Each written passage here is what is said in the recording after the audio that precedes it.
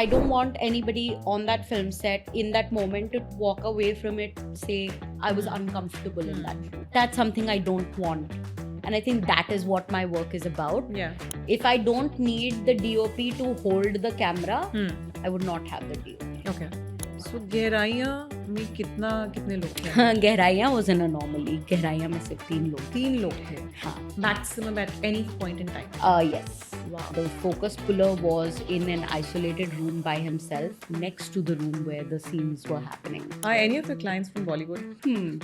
Ask me no secrets, I'll tell you no lies. ये जज्बा कहाँ से आया है? You know, ये मेरी माँ है. अच्छा. इसको कहते हैं generational trauma.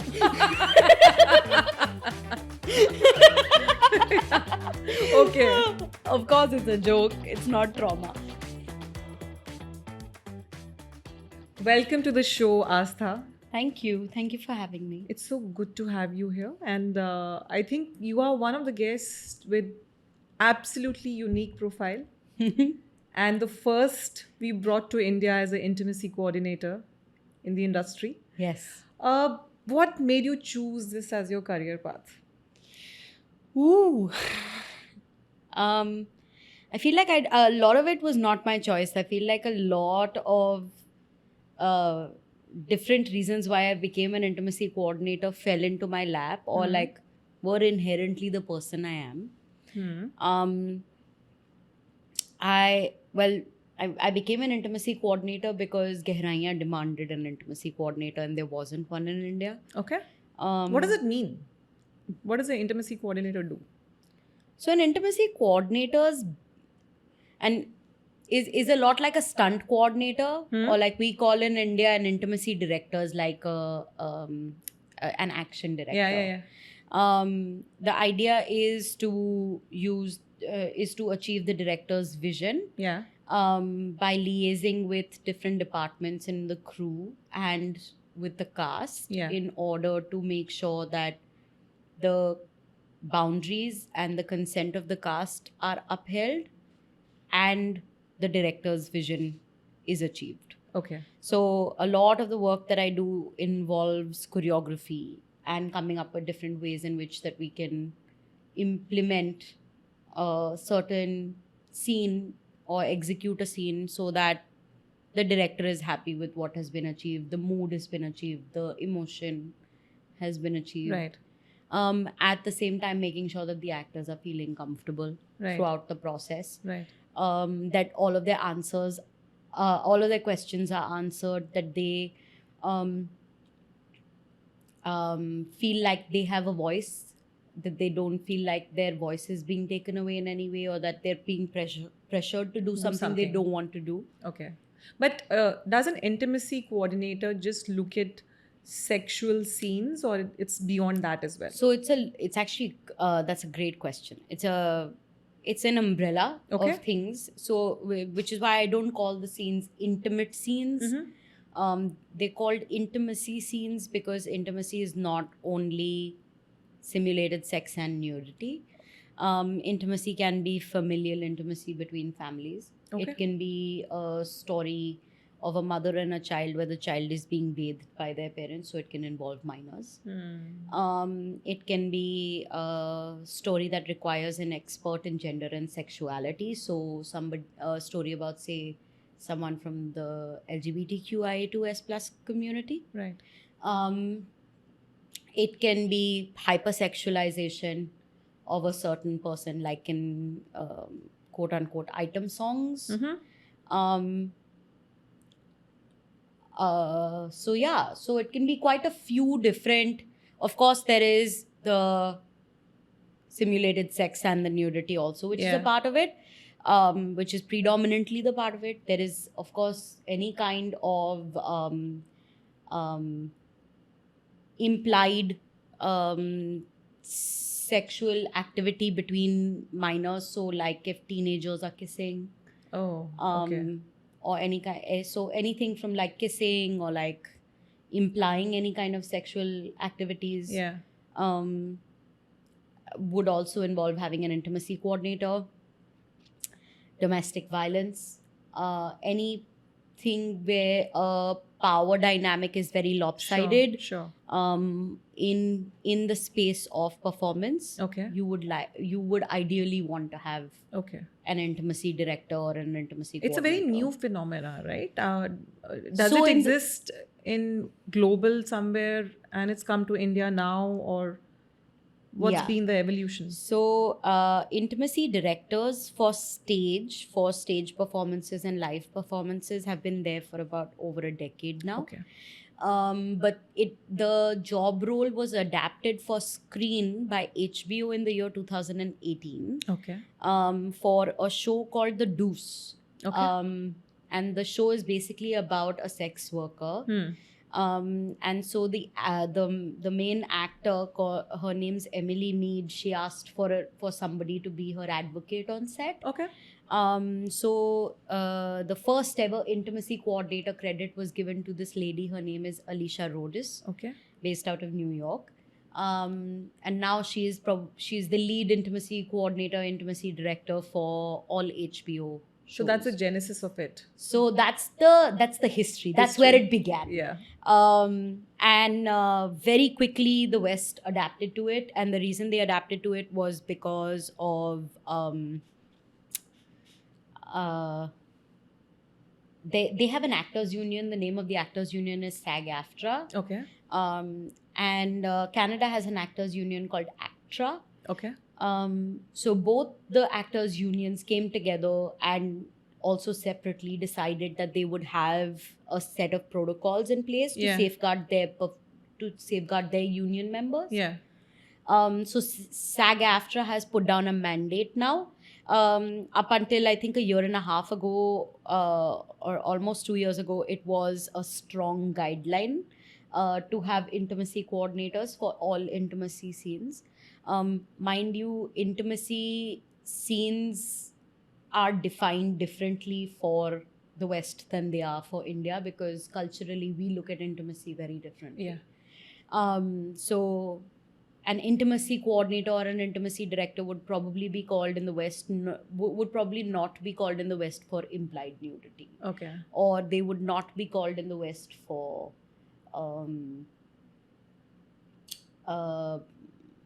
I don't know, hypersexualization during an item song, because they hardly have any of those. Yeah. But in India, given the climate that we are in, the social climate that we live in, Yeah. these become more pertinent, and as they are vulnerable Right. spaces, and we don't do scenes that involve full nudity. Our censors don't allow us to do scenes that involve Yeah. complete nudity, and it's very rare occasion for any scenes that involve even frontal nudity above the waist, below the waist to happen. Yeah. Even on OTT, for instance. So anyway, I digress. The beginning of it was in the West. It was in the US, and given that intimacy coordination was becoming more and more talked about, there were a lot of articles about it. I happened to read a couple of them and realized that it was super important for India to have an intimacy professional. I'm sure there were others, but I don't think that anyone had actually taken the initiative to go and get educated. Right. and get trained and certified in order to do this work before I did. Right. Um, But it started with Gehraiyaan, right? I mean, you wanted to so understand the requirement more, which Yeah. led you to So- research more. So to be completely honest, the first time an intimacy coordinator was credited in India for a show was not Gehraiyaan. Okay. It was for a show called Mastram. Achha. That came out on MX Player, if I'm not wrong, Okay. or one of those, one of the other streaming apps. But that show had an intimacy coordinator, Amanda Cutting, who was flown in from Canada. Okay. And I'm sure you've heard of the comic, the Mastram comics and the books, and so it was based on it was basically a soft porn Yes. show, for the lack of a better At phrase. those days, MX There's used to erotica. work on those subjects. Yeah, They got- Mastram was about erotic. Yes. It was an erotica, like series of novels, Yeah. if I'm not wrong. I haven't read any, I haven't Yeah. got my hands on any, so if I'm wrong, don't quote me on it. But that was the first time. And there was another film in the South that Tanushri Datta worked on, Okay. where she had asked for one of her costume assistants to double up as an intimacy Okay. coordinator, liaise with the director, ask them what they wanted, and so on and so forth. And so that lady was also credited, but they didn't do any work after that. They did one. There was like that one-off, one project. Yeah. And it kind with- of very quickly fizzled out. Yeah, I think with you, the sense we get is that it's almost like your mission now, right? With the intimacy lab which you're running. It's my calling. It's your Yes. calling, and it's not doesn't end with this. It's also about getting others to you to mentor 100%. others and to guide others how to get into this field. Yeah. I mean, humble brag, but it has definitely been the work that I have done for the last 4 years in creating a market and also finding talent to supply the market, to satiate.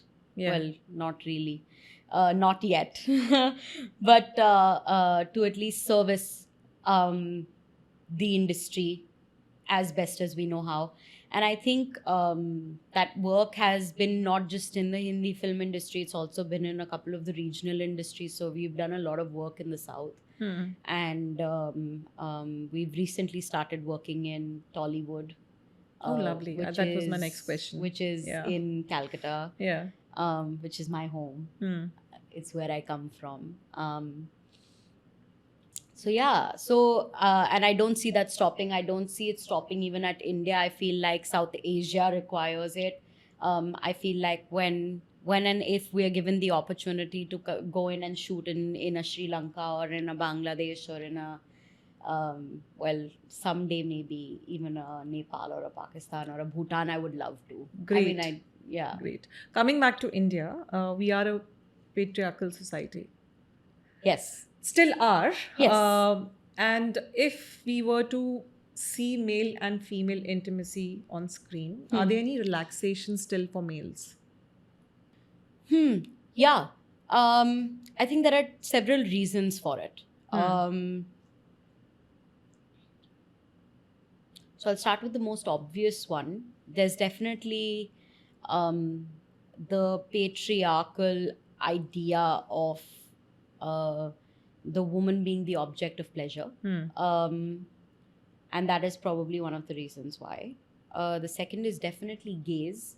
Most of the people that are making films, and in gaze, when I say someone has a male gaze, doesn't mean that the director is male. Sometimes a lot of female filmmakers have male gaze. They don't even know it. Oh. Can you tell us more? Yeah, I can. I think we can double click into that, but I'll finish my point. Sure. So I think it's a lot about gaze, and when you come from a place of male gaze, you automatically are in a situation where you start to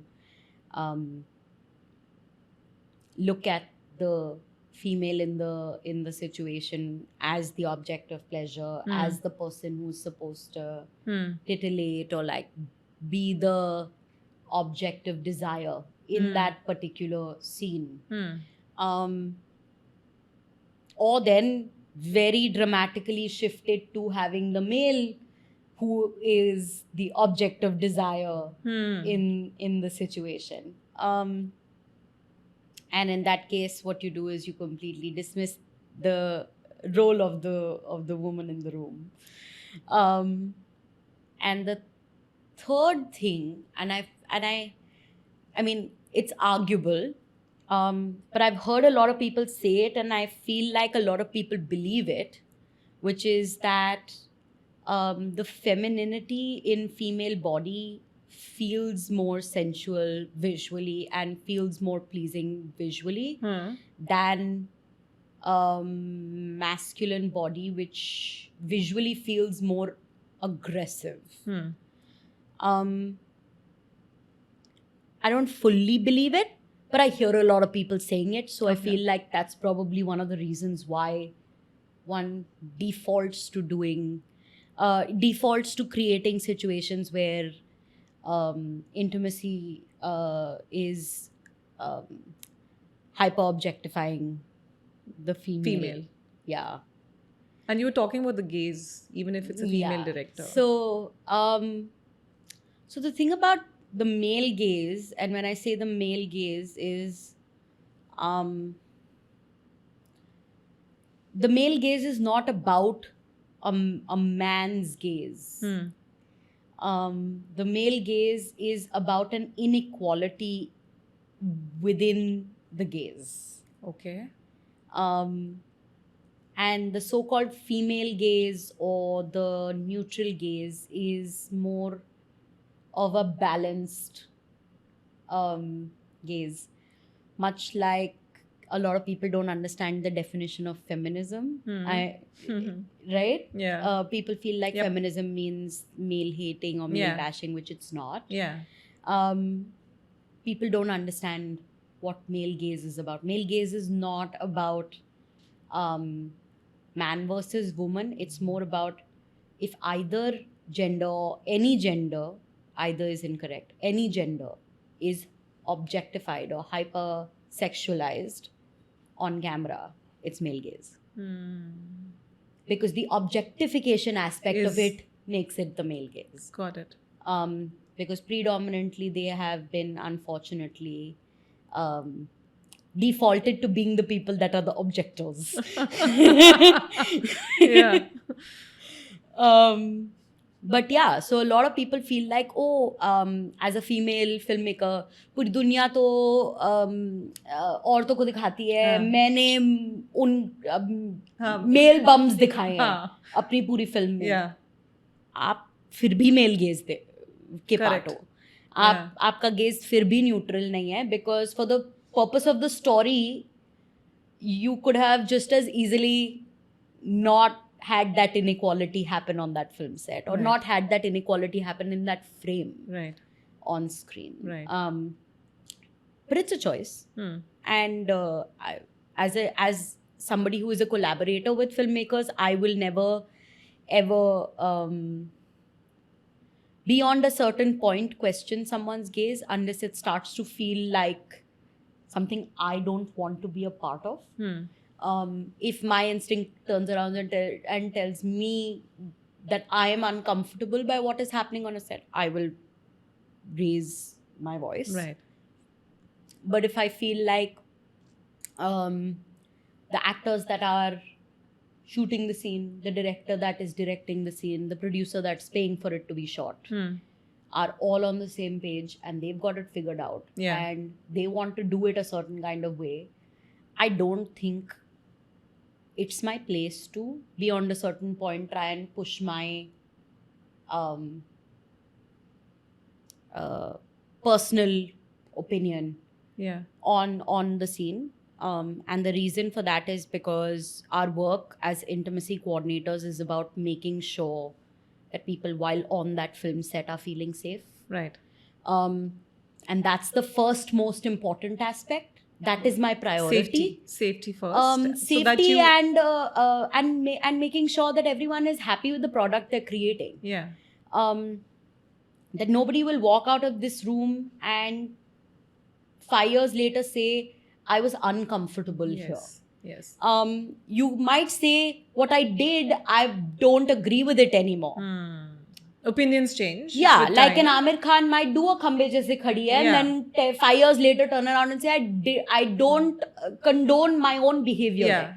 That's very different from if an actor does an item song and then 5 years later says, you know what, I didn't even know it, but I felt bloody uncomfortable in that moment. That's my problem. I would not want them to feel uncomfortable. Right. Having said that, अगर सब लोग करना चाहते हैं जो वो करना चाहते हैं, अगर वो मेरे आइडियोलॉजी से beyond a certain point agree नहीं कर करता, रहा है, हाँ. पर मैं उस फिल्म सेट पे हूँ, हाँ. then I will shed my ideology and I will do my job. Okay. And then I will try probably not to be in a position like that again, but that's a personal choice. Decision, yeah. And it has nothing to do with my profession. Some other intimacy coordinator might as well be there. Got it. And the reason for that is that it is not the onus of the intimacy coordinator or the intimacy director to decide what the audience is going to consume.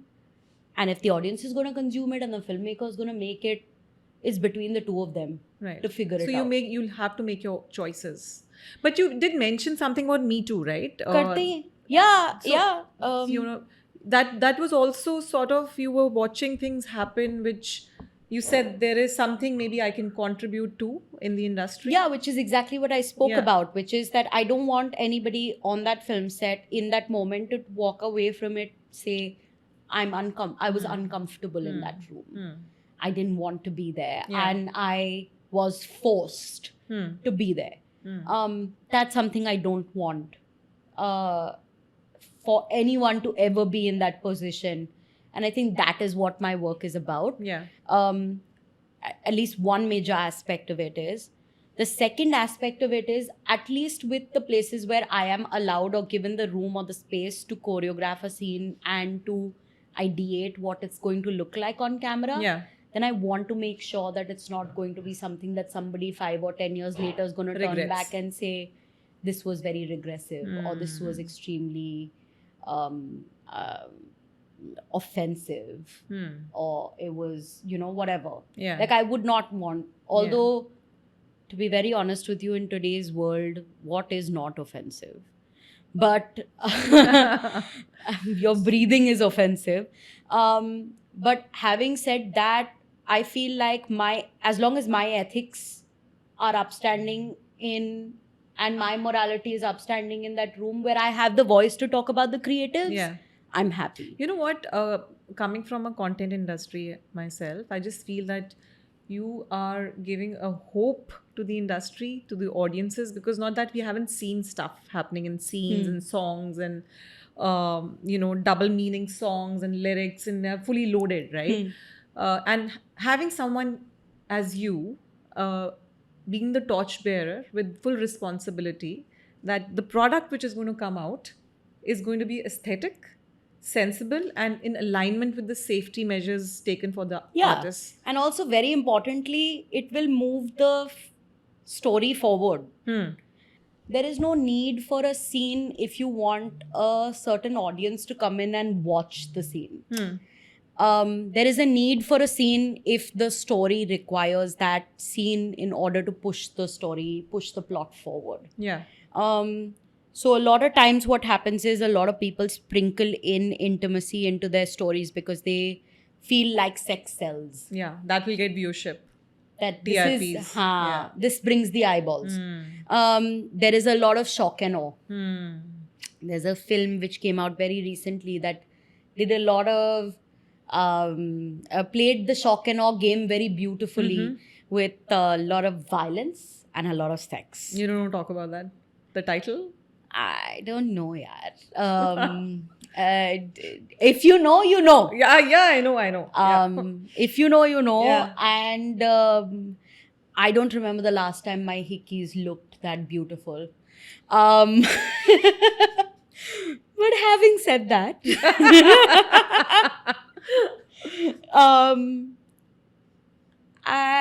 I truly believe that I have seen many of the collaborators on a film like that walk out of that film, and the massive numbers that film has done. Kudos to the people that have made it happen. Yeah. No credit taken away where it is due. Yeah.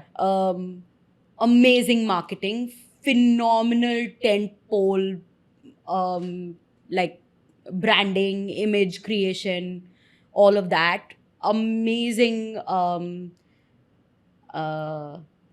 editing in order. Phenomenal idea of the filmmaker to use shock and awe consistently. Find a way to create a pan-India audience with your lead actor singing a Punjabi song in a lungi. Great. Do please. Okay. I'm like, बनाओ यार पैसे, तुम लोग बनाते हो पैसे तो छोटी छोटी फिल्मों को भी पैसे मिलते हैं काम जगह करने मिलती के है, हाँ. और जगह मिलती है. Correct. And I don't believe के बड़ी फिल्में नहीं बननी चाहिए. और लाइक कुछ फिल्में पॉपकॉर्न हिट्स हैं, मसाला हिट्स हैं. They're my favourite kind of films by the way. Most of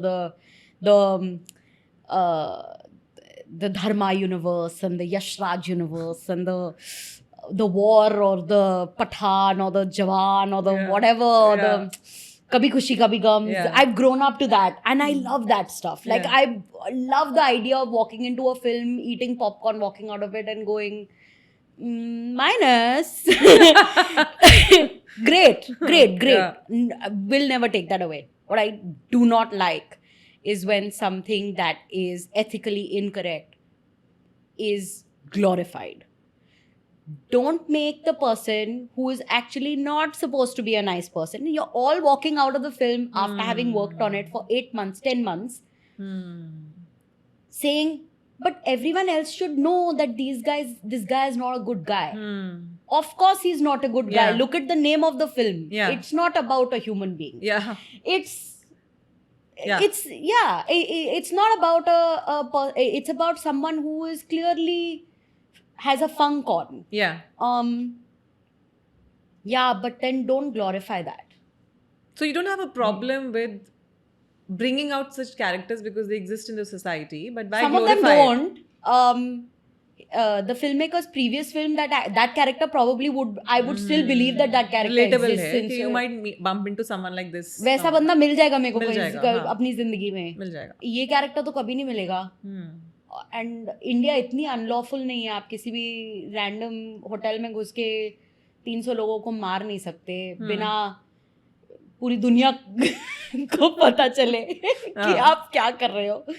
its not possible. और फिर दिल्ली में रह सकते हो उसके बाद. So what are it's not possible. So what are your best practices which you follow? Now I remember you talking about 34 pages document, and you know there are certain things which you brought together. The basic things are, of course, a closed set. I make sure that I ask for consent. I make sure that we create a consent forward space. A lot of the practices involve creating and recreating situations in prep in order for allowing performers to be able to ask all the questions they need to ask in advance. Is there a legal document which they sign? So there isn't a legal document. It's not legal. So to speak, like it will not uphold in court. The reason it will not uphold in court, and this is actually a very interesting thing, much longer conversation. But a rider that involves anything to do with intimacy cannot uphold in court if the actor decides to not do a particular scene, for instance, because if they reverse consent, they are allowed to reverse consent. Because the minute that you try and force an actor in order to not reverse consent, or you take away their job for it, it falls under sexual harassment. So you cannot get an actor to ever sign a document that says, come hail, come high water, I will do the scene. What you can do is, you can get an actor to sign a document that says, I have agreed to do the scene, and under the right circumstances, I will do the scene. If for whatever reason I am unable to do the scene, you can use a body double to do the scene for me. And I will allow for the body double to uphold the boundaries of the consent that I have given. If I've agreed for my bare back to be shown on camera, if you use the body double and you show bare back on camera, I don't have a problem. That's essentially the maximum amount you can tie up, for the lack of a better word, an actor ethically. But what a nudity rider or an intimacy rider does do is it clarifies in the most clerical terms what is required to shoot a scene of intimacy. Okay. कितनी nudity होगी, कितना simulated sex होगा, कौन से frames में कितने time तक आपका सीन चलेगा, how long is your scene on camera, who are you going to be shooting that scene with, what are you going to be wearing while you're shooting that scene.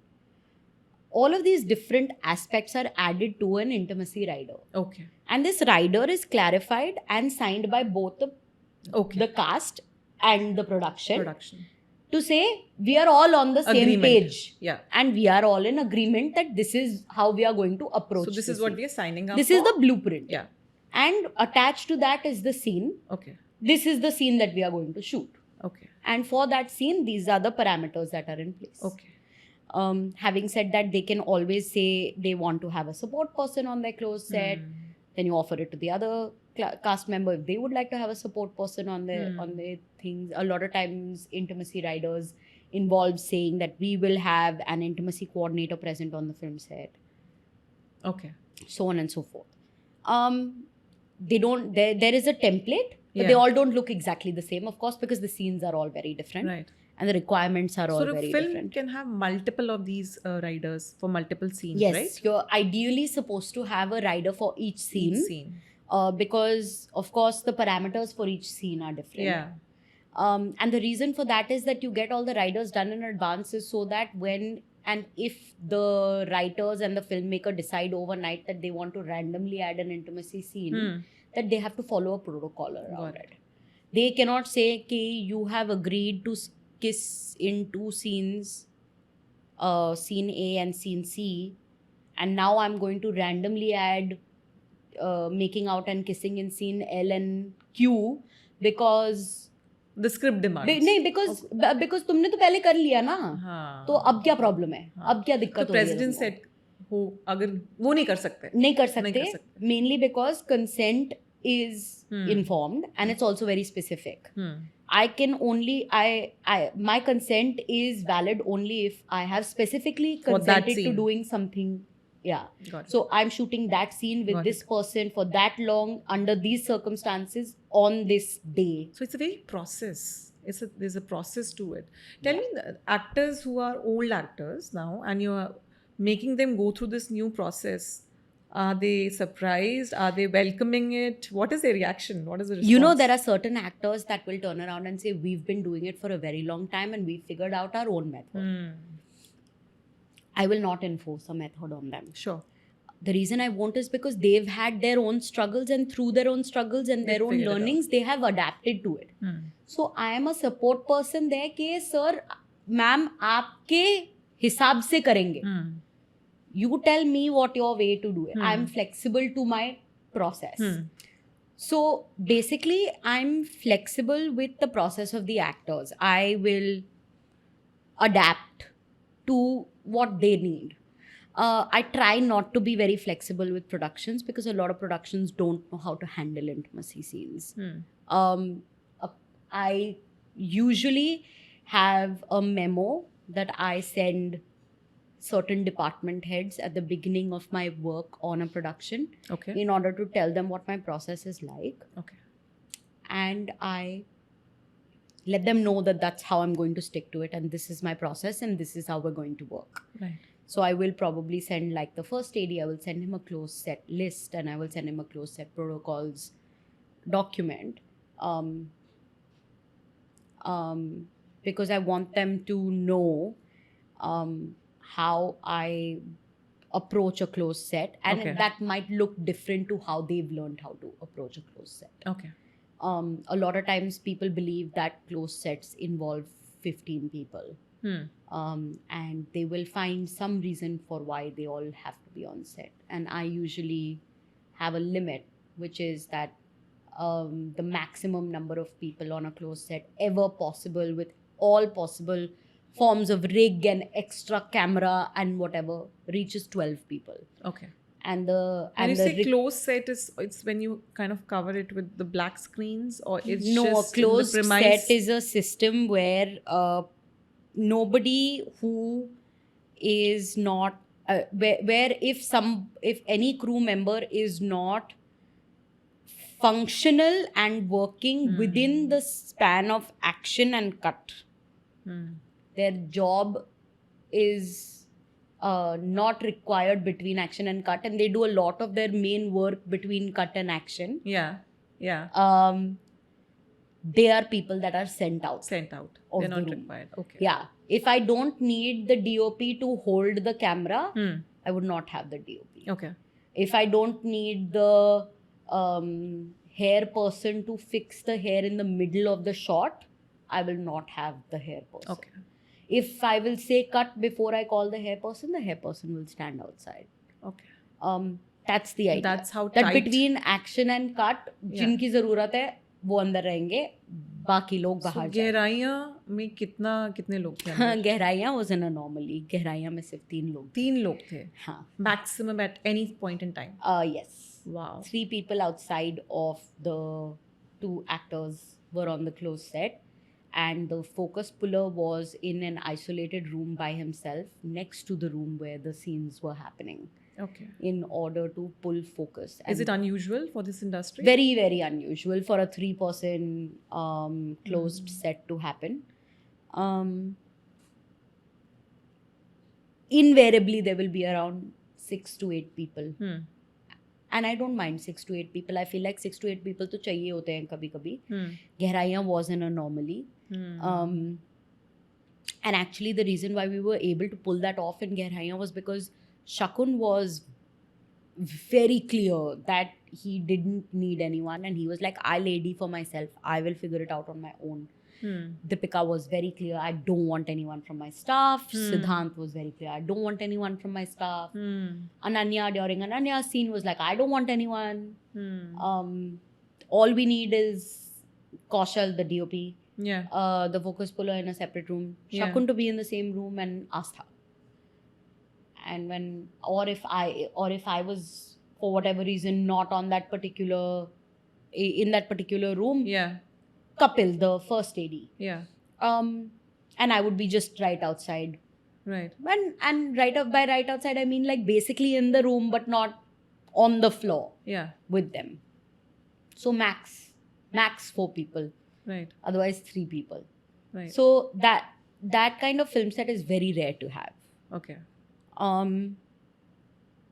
That added to the success of the film, right? Because what you're saying about the intimacy and the scenes, as a viewer, I can say audience, I was pulled in and I felt very intimate when I With was them. watching it with them. It was like a very personal view, like I'm part of that, right? Almost. Yeah, that credit of that has to go to Kaushal, the DOP. He is phenomenal with intimacy and lighting, and he has such a keen understanding and knowledge of lighting skin. And also such a keen understanding of shooting intimacy in a way that feels objectifying at all. Like it felt like you were the third person in the room, or like the fly on the wall, as opposed to like someone who's like, there was no voyeurism at all in that gaze. And of course, I mean, all of that under the guidance of Shakun, for Shakun's vision. But Kaushal is probably one of my favorite DOPs to work with for scenes of intimacy because of this. See, after Gehraiyan, you've obviously done many more web series and their films under your belt. The recent one is Murder Mubarak, Showtime. You evangelizing this entire space, and not only for yourself, it's like you running an intimacy lab where you are onboarding people who are interested to take this as their career path. You want to talk about that? Yeah. So, thank you, first of all. I feel like I feel like I've gotten a lot of compliments throughout this process from you. The biggest one being here. But I feel like a lot of work is there to be done. I don't think I plan on stopping anytime soon. The lab is one of my babies.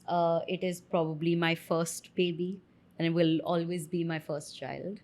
The lab is a space for intimacy professionals to get the education that they require in order to be efficient intimacy professionals in the Indian industries and South Asian industries if they choose to.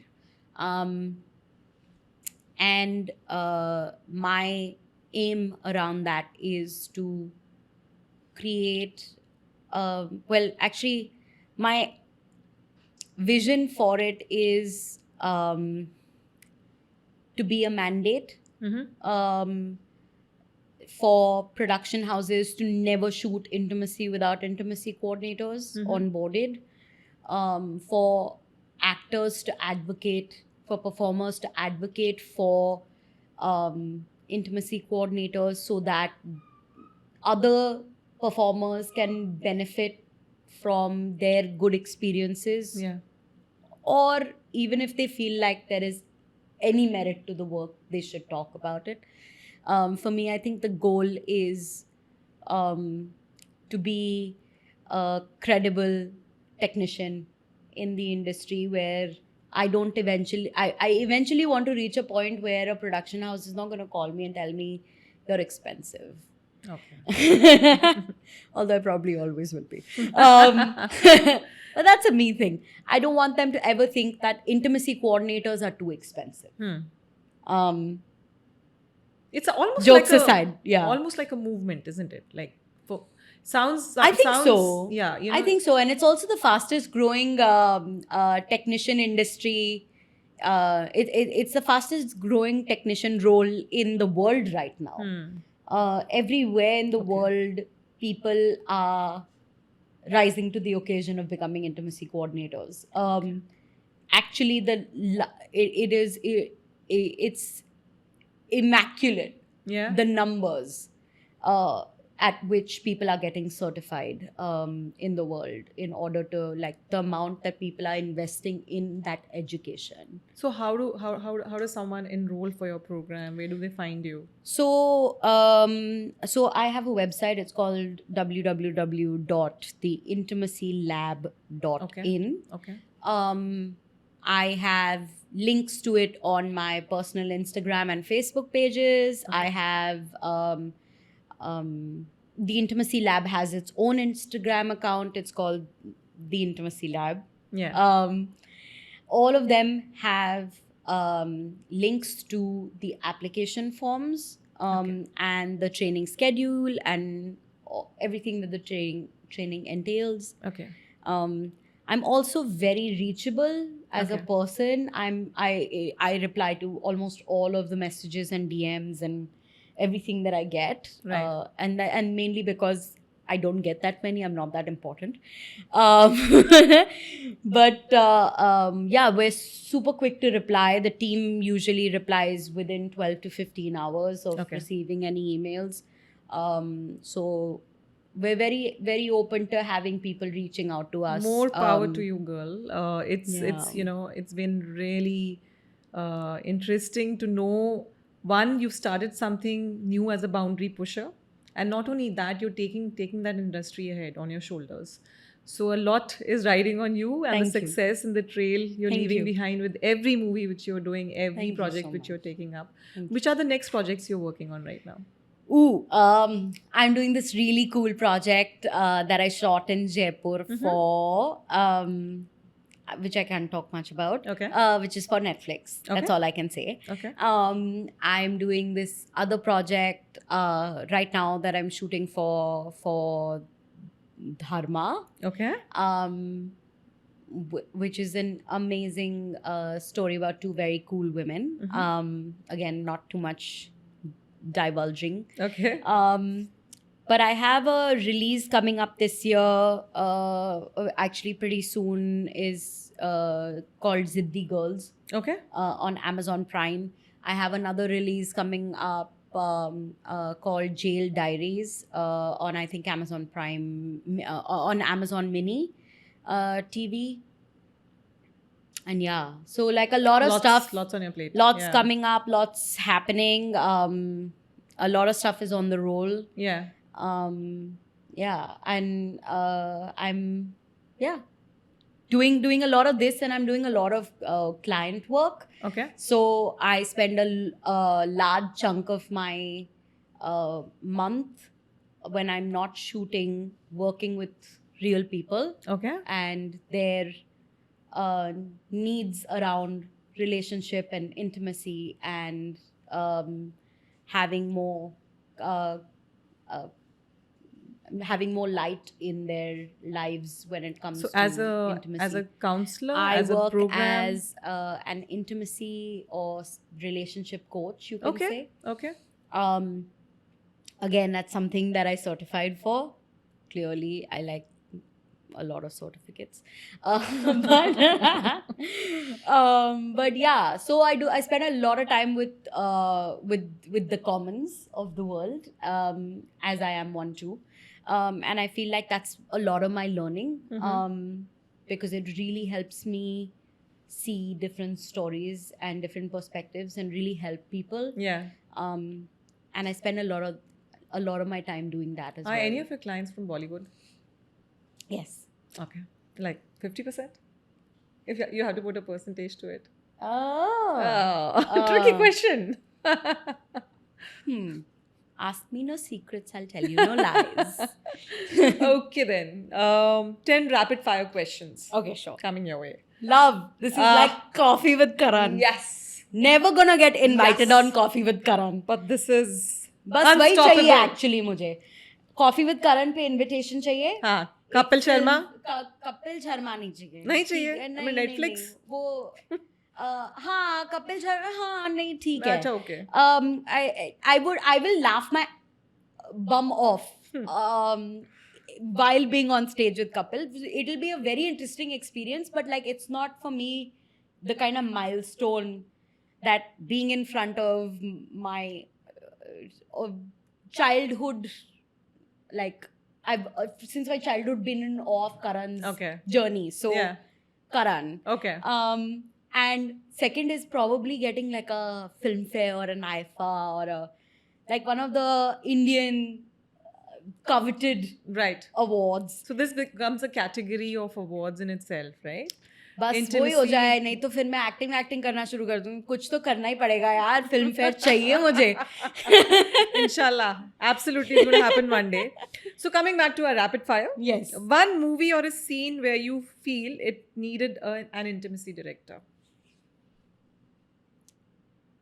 Could be a song, could be a scene. One movie that needed an intimacy director. Made in Heaven. Why? Because they didn't have one. Okay. Any song which you felt really needed your presence? My presence? Yes. Your gaze. Oh, my gaze? Yes. There is this Anarkali Disco Chali. Right. One of them song. And many more like that. And yeah. But I have to say certain item songs have done really well with gaze. They've done an amazing job. Like BD Jalaile is actually has a very neutral gaze in comparison to the R.A. Pritam Pyares of the world. But yeah, like some item songs, yes. Yeah. I feel like उसमें बुला लेते. हाँ. तो कुछ थोड़ा हो हम भी थोड़ा सा कुछ कर लेते. Okay, if you could direct a movie, what kind of movie would it be and who would you cast in it? बस यही पूछो. It would be a film that has two old characters falling in love with each other in their midlife. And what intimacy looks like in post midlife crisis. That would probably be something I would love to explore. I feel like I think we as a country have a very myopic view of who gets to have an intimate life, or who gets to have sex. How does that body look? How does their skin look? What social strata do they come from? What is their age group? The minute that someone gets older, people are like, how can you? A lot of people got offended for I don't know what reason when Shabana Azmi kissed Dharmendra in Rocky Rani. Yeah. Like, why not? Why can people who are older not have love in their life? Yeah. Like, I definitely would love to tell a story like that. Who would I cast in it?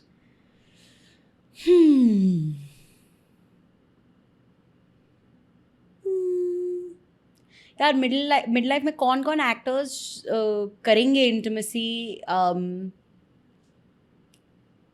खुशी खुशी खुशी खुशी, हाँ. हाँ I feel like I would love to have someone like a Baman Irani with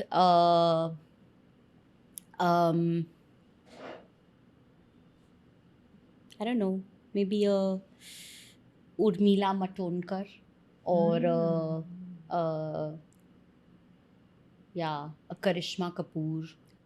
Yeah. Yeah. Something very offbeaty, Yeah. but Completely. yeah, like something that you would never.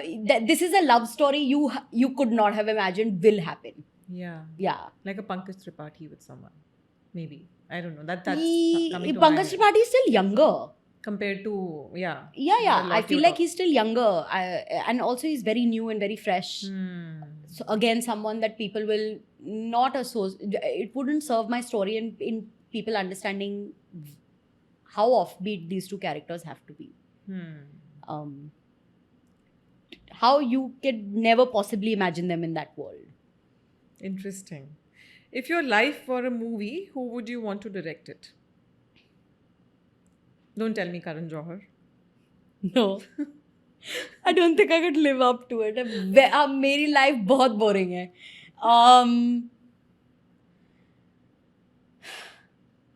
My mentor. Okay. Because I think he knows me better than I know myself. And who's he? Shakun Batra. Okay. Okay. Yeah. काश मैं इतनी important होती. Are one day? You never know. हाँ. One day. You Shakun. Yeah, you listening. So what motivates you to continue pushing boundaries and stay unstoppable? What motivates me? I don't know a life any other way. I've always been somebody that pushes boundaries. I've always been someone that asks why. I've always been, and I've been that person. I've been that troublemaker. I've been that stirrer since I knew how to speak. I have always been the outlier. I've always been the outstanding student. I've pun intended completely. So I don't see how not to push a boundary. I don't know how to conform. And for the things that may be perceived as me conforming are usually things that are completely my choice.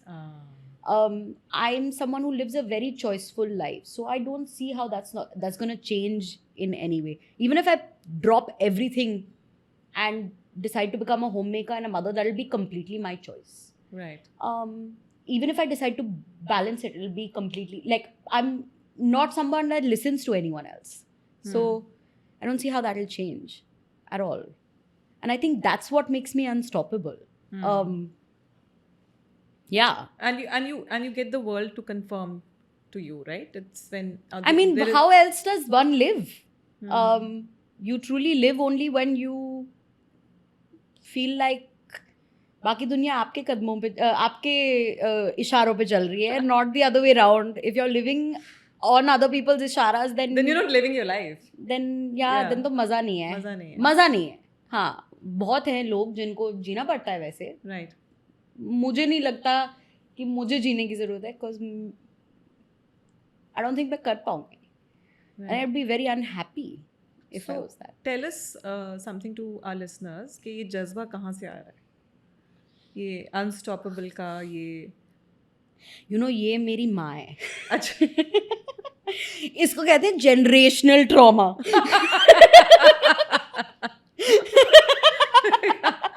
Okay.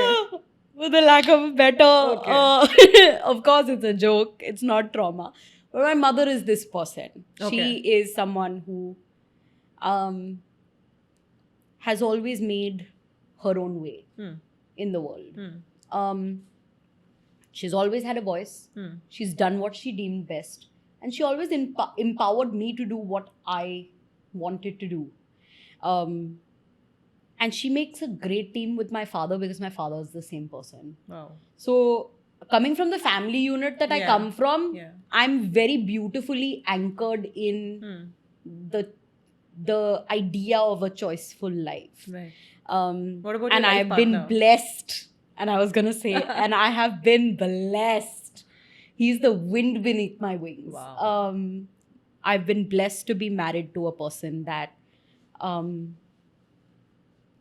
he's my biggest cheerleader. Wow. Yeah. And मैं कितनी बकवासें करती हूँ and कितने मज़े करती हूँ और कितनी मस्तियाँ करती हूँ on and off camera. And he's the one person who will just walk out of any room and be like, that's my wife. And I do the same for him.